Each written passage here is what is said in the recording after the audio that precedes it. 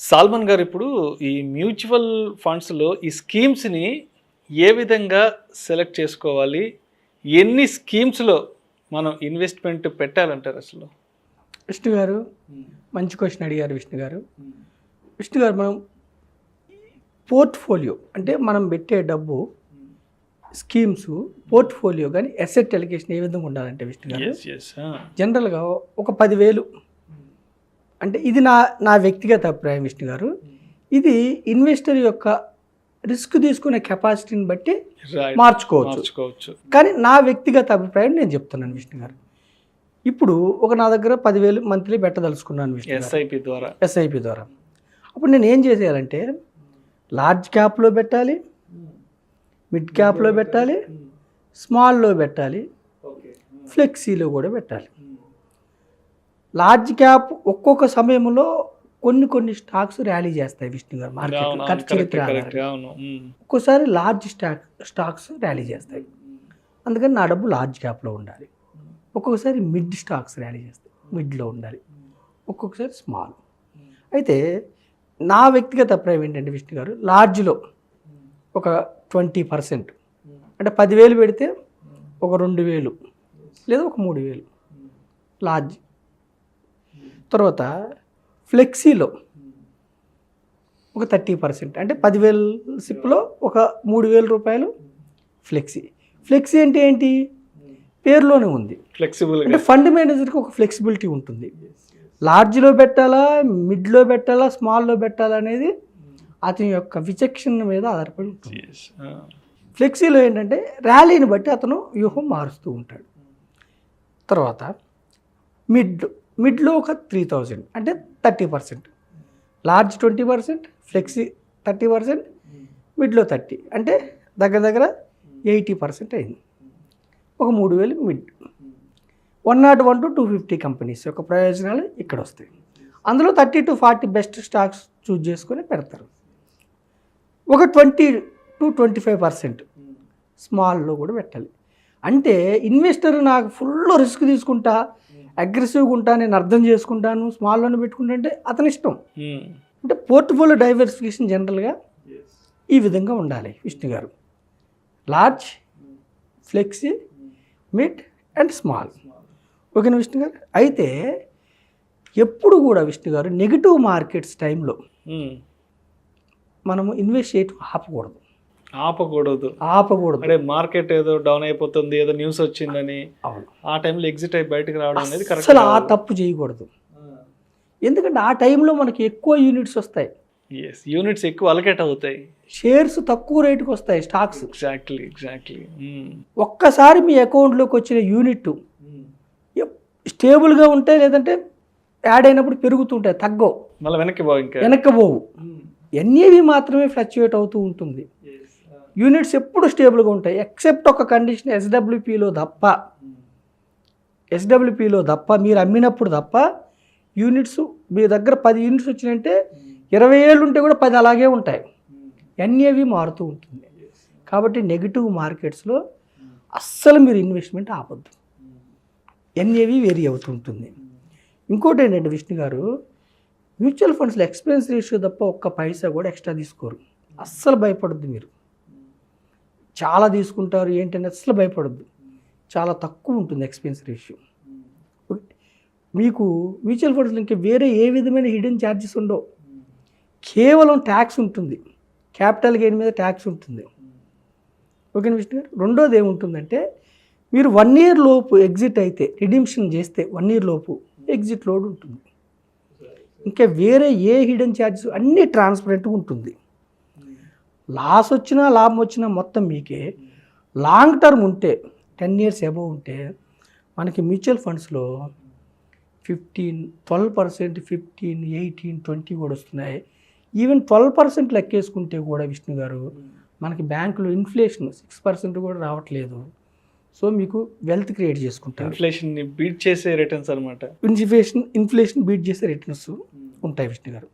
Salmon గారు, ఇప్పుడు మనకి different kinds of schemes, funds ఉన్నాయి కదా, మరి వీటిల్లో రిస్క్ అనేది ఏ విధంగా ఉంటుంది అంటారు? విష్ణు గారు మంచి క్వశ్చన్ అడిగారు. మనం ఎప్పుడు వెల్త్ క్రియేట్ కావాలంటే ఈక్విటీ ఫండ్స్ తీసుకోవాలి. మనం ఈక్విటీ ఫండ్స్ గురించే మనం రిపీటెడ్గా మాట్లాడుకున్నాం. ఒక సామాన్య మానవుడు మోర్ రిచ్, గొప్పగా ధనవంతుడు కావాలంటే equity funds, stocks.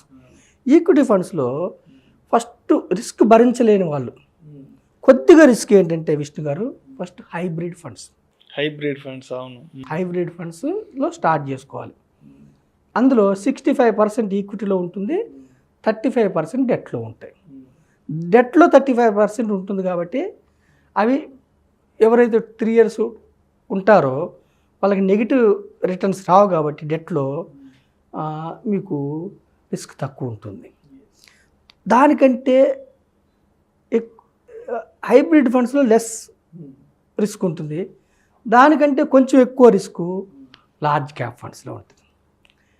Large cap ఫండ్స్లో కొంచెం రిస్క్ ఉంటుంది. నెగిటివ్ వచ్చినప్పుడు కూడా కొంచెం నెగిటివ్ వెళ్తుంది.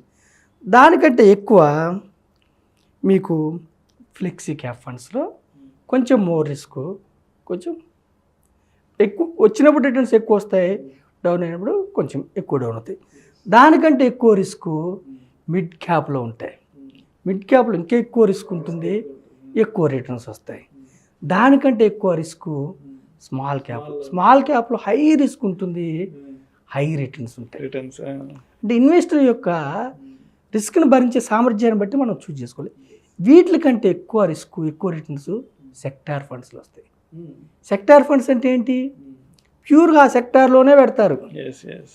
అంటే ఇప్పుడు ఐటీ సెక్టార్ తీసుకున్నాం అనుకోండి, ఇప్పుడు టాటా డిజిటల్ ఇండియా ఫండ్ ఉంది, ICICI Prudential technology fund, high returns, risk కూడా ఉంటుంది. ఆ ఒక్క సెక్టార్లోనే పెడతారు. సెక్టార్ ఫండ్ ఇప్పుడు ఐటీ ఫండ్ అనుకోండి, సాఫ్ట్వేర్ కంపెనీస్. ఫార్మా ఫండ్ అనుకోండి, ఓన్లీ ఫార్మా కంపెనీస్లో. ఇన్ఫ్రాస్ట్రక్చర్ ఫండ్ అనుకోండి, ఓన్లీ ఇన్ఫ్రాస్ట్రక్చర్. అందులో రిస్క్ ఎక్కువ ఉంటుంది, రిటర్న్స్ ఎక్కువ ఉంటాయి. నేను జనరల్గా సజెస్ట్ చేసేది డైవర్సిఫైడ్ ఫండ్స్. ఓకేనా విష్ణు గారు? ఈ విధంగా మనకి ఫస్ట్ హైబ్రిడ్, తర్వాత లార్జ్, తర్వాత ఫ్లెక్సీ, తర్వాత మిడ్, తర్వాత స్మాల్, తర్వాత సెక్టార్ ఫండ్స్. నా వ్యక్తిగత అభిప్రాయం ఏంటంటే విష్ణు గారు, చాలా పేద వ్యక్తి, అతను హార్డ్ ఎర్న్డ్ మనీని 500-1000 రూపాయలు ఒక కూలియో లేకపోతే ఒక సైకిల్, రిక్షా, ఒక ఆటో, ఎవరైనా చాలా పేద వ్యక్తి ఫస్ట్ స్టార్ట్ చేస్తే లార్జ్ క్యాప్ ఫండ్స్లో మొదలు పెట్టండి. అంటే మీ స్మాల్ క్యాప్ హై రిస్క్ ఉంటాయి, తగ్గిపోయినప్పుడు కూడా అలాగే వెళ్ళిపోతూ ఉంటాయి రిటర్న్స్. అప్పుడు మీరు ప్యానిక్ అయిపోతారు, భయపడిపోతారు. అంటే మళ్ళీ ఏం కాదు, బౌన్స్ బ్యాక్ అవుతాయి, అయినా కానీ భయపడిపోతారు. ఒక పేద వ్యక్తి లార్జ్ క్యాప్ తీసుకుంటే మీరు గమనించండి, ఒక నెలకి 500 కట్టే వ్యక్తి మారుతి కంపెనీలో ఓనర్ అవుతాడు, ఎస్బీఐ బ్యాంక్లో ఓనర్ అవుతాడు, డాక్టర్ రెడ్డీస్లో ఓనర్ అవుతాడు, బజాజ్ ఫినాన్స్లో ఓనర్ అవుతాడు, అల్ట్రాటెక్ సిమెంట్ కంపెనీలో ఓనర్ అవుతాడు. అంటే మీరు గమనించండి, ఒక చిన్న వ్యక్తి పెద్ద భారతదేశంలో దుర్భేచ్యమైన కంపెనీస్లో ఓనర్షిప్ వస్తుంది. అంటే ఫస్ట్ లార్జ్ క్యాప్లో స్టార్ట్ చేయండి. లేదు నా దగ్గర 1000 ఉన్నాయి, నేను లార్జ్, మిడ్, స్మాల్ ఇలా 20%, 30%, 30 అలా అలకేట్ చేసుకోలేను, ఫ్లెక్సీకి వెళ్ళండి. ఫ్లెక్సీలో లార్జ్ ఉంటుంది, మిడ్ ఉంటుంది, స్మాల్ ఉంటుంది. లేదా మల్టీకి వెళ్ళండి, లార్జ్ ఉంటుంది, మిడ్ ఉంటుంది, స్మాల్ ఉంటుంది. ఇలా చూస్ చేసుకో. ఏది చూస్ చేసుకున్న విష్ణు గారు, నేను చెప్పేది ఏంటంటే మార్కెట్లో అప్ అండ్ డౌన్స్ ఎప్పుడు ఉంటాయి. ఎప్పుడు స్లోప్ వైజ్గా వెళ్ళదు మార్కెట్, జిగ్జాగ్ వెళ్తుంది. కానీ over a period of time returns generate చేస్తుంది. 79లో 100 పాయింట్ల దగ్గర స్టార్ట్ అయిన సెన్సెక్స్ ఈరోజు 58,000. అప్పు లేవా, అప్పు వచ్చాయి, డౌన్ లేవా, డౌన్ వచ్చాయి. రెండోది ఏంటంటే don't time the market. Down మీ సొమ్ము 1,00,000 పెట్టారు విష్ణు గారు, 5 లక్షలు అయింది చూసుకున్నారు మీరు. 5 అయినప్పుడు మార్కెట్ కరెక్షన్ వచ్చింది, 4కి వెళ్తుంది కిందకి, నా లాభం అంతా వెళ్ళిపోతుంది కదండి, కిందకి వెళ్ళినప్పుడు తీసుకోకండి. ఉంటే ఇంకొంచెం ఎక్కువ ఇన్వెస్ట్ చేయండి. ఎప్పుడు తీసుకోవాలంటే గోల్ ఓరియంటెడ్ చేయండి. మీరు పిల్లలు చదువు కోసం పెట్టారా, చదువు అప్పుడు 1 year ముందు తీసుకోండి. మ్యారేజ్ కోసం పెట్టారా, మ్యారేజ్ అప్పుడు తీసుకోండి. రిటైర్మెంట్ ఫండా, రిటైర్మెంట్ ఫండ్. డ్రీమ్ హౌసా, డ్రీమ్ హౌస్. రెండోది ఏంటంటే విష్ణు గారు, last and final, mutual funds are always subject to market risk అనుగుణంగా ఉంటాయి. కానీ పవర్ ఆఫ్ కాంపౌండింగ్ ఎఫెక్ట్ మీకు నేను ఎగ్జాంపుల్తో చెప్తాను, ఇది కంపల్సరీ చెప్పాలి. చాలామంది ఏం చేస్తున్నారంటే విష్ణు గారు, లాంగ్ రన్ ఉండకుండా తీసేస్తున్నారు. కనీసం మీరు స్టార్ట్ చేయండి. ఎక్కడ స్టార్ట్ చేశారన్నది ముఖ్యం కాదు, మ్యూచువల్ ఫండ్ స్టార్ట్ చేయండి. మొదటి అడుగు ఇంపార్టెంట్. నెలకి 1000 రూపాయలతో కూడా 30 సంవత్సరాలు ఉంటే 15% రిటర్న్స్తో నేను చెప్తున్నాను, మీరు కట్టేది 3,60,000, 56 లక్షలు వస్తుంది. 3,60,000కి 30 సంవత్సరాలు ఉంటే 56 లక్షలు వస్తుంది. అంటే చిన్న పిల్లలకి స్టార్ట్ చేయండి. అదే 2000తో మీకు 7 లక్షలు కడతారు, 1,13,00,000 వస్తుంది, 1,13,00,000 వస్తుంది. 5,000 30 ఇయర్స్ పెట్టుకుంటే 15%తో నేను ఎగ్జాంపుల్ చెప్తున్నాను, 18 లక్షలు కడతారు, 2,82,00,000 వస్తుంది. సరే మీరు అనొచ్చు 30 సంవత్సరాలు ఎక్కువ అనుకుంటే, అట్లీస్ట్ 25 ఇయర్స్ పెట్టుకుంటే కూడా నెలకి 1000 రూపాయలతో మీరు 15% వేసుకుంటే 3 లక్షలు కడతారు విష్ణు గారు, 28 లక్షలు వస్తుంది. అండ్ రీసెంట్గా కూడా మనం ఒక ఫండ్ గురించి మాట్లాడుకున్నాం, నిప్పాన గురించి. అవును విష్ణు గారు, 95లో 1 lakh ఇన్వెస్ట్ చేస్తే మొన్న అక్టోబర్కి 2 crores 2 crores. మనం మాట్లాడుకునేటప్పుడు అరౌండ్ 1,90,00,000 చెప్పాను మీకు నేను. సెప్టెంబర్ అప్పటికి ఒక్క నెలలో మీరు చూడండి విష్ణు గారు, 10 lakhs వేరియేషన్ జంప్ అయింది ఒక్క నెలలో 10. అదే బికాజ్ పవర్ ఆఫ్ కాంపౌండింగ్. నేనేమంటే 2,000 రూపాయలు 25 సంవత్సరాలు ఉండండి, మీరు 6 లక్షలు కడతారు, 55 లక్షలు వస్తుంది. 3,000 రూపాయలు 20 సంవత్సరాలు ఉంటే మీరు 9 లక్షలు కడతారు, 83 లక్షలు వస్తుంది. 5,000 రూపాయలు 20 సంవత్సరాలు ఉంటే 15 లక్షలు కడతారు, 1,40,00,000 వస్తుంది. Power of compounding is the 8th wonder of the world. ఆ పవర్ ఆఫ్ కాంపౌండింగ్ ఎందుకు అలా జంప్ అవుతూ ఉంటుందంటే, బ్రాకెట్ పైన టర్మ్ ఉంటుంది కాబట్టి మీకు జంప్ అవుతుంది. నేనేమంటానంటే అప్ అండ్ డౌన్స్ ఉంటాయి. లాంగ్ టర్మ్లో ఈక్విటీలో రిస్క్ తగ్గిపోతుంది, మైన్యూట్ రిస్క్. షార్ట్ టర్మ్లో ఈక్విటీలో హై రిస్క్ ఉంటుంది. Stay for long term. ఎక్కడ స్టార్ట్ చేసాము, ఎవరి ద్వారా స్టార్ట్ చేసాము అన్నది ఇంపార్టెంట్ కాదు, లాంగ్ టర్మ్ ఉండండి. ఓకేనా విష్ణు గారు? Thank you so much Salman గారు. ఈ మ్యూచువల్ ఫండ్స్లో ఏ స్కీమ్ని ఏ విధంగా సెలెక్ట్ చేసుకోవాలి, అదేవిధంగా పోర్ట్ఫోలియో మేనేజ్మెంట్ అనేది కూడా ఏ విధంగా డిజైన్ చేసుకోవాలనే విషయాల గురించి ప్రేక్షకులకు మీ విశ్లేషణ ద్వారా చాలా క్లియర్గా తెలియజేశారు. Thank you so much sir. Thank you Vishnu గారు, థ్యాంక్ యూ సో మచ్ యాజమాన్యం, థ్యాంక్ యూ ప్రేక్షకులు.